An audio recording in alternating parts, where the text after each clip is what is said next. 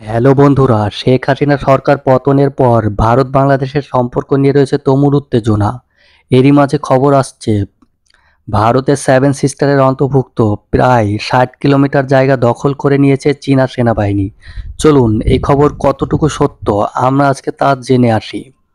মূলত ভারতের উত্তর পূর্বাঞ্চলীয় কৌশলগত গুরুত্বপূর্ণ 7 রাজ্য বা সেভেন সিস্টারের অন্তর্ভুক্ত অরুণাচল প্রদেশে ভারতীয় ভূখণ্ডের প্রায় 60 কিলোমিটার ভিতরে ঢুকে পড়েছে চীনের সামরিক বাহিনী। শুধু তাই নয়, ভারতীয় ভূখণ্ডে ঢুকে অরুণাচল প্রদেশের আনজাও জেলার কাপাপু এলাকায় ক্যাম্পও করেছে চীনের পিপলস লিবারেশন আর্মি।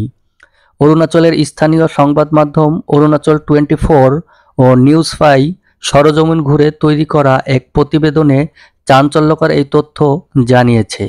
দেশটির সংবাদ মাধ্যমগুলো একাধিক সূত্র বলছে, কাপাপু এলাকায় কাঠে আগুন ধরানো, পাথরের গায়ে রং ব্যবহার করে লেখা চীনের নাম এবং চীনা খাদ্য সামগ্রীর ছবি দেখে বোঝা যায় সেখানে প্রায় এক সপ্তাহ আগে চীনা সৈন্যদের অনুপ্রবেশ ঘটেছে।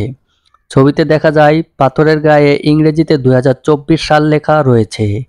ভারতীয় ভূখণ্ডে নিজেদের মালিকানা দাবি করার জন্য অনুপ্রবেশের সময় চীনা সেনাবাহিনী এসব কৌশল ব্যবহার করে বলে জানা গেছে।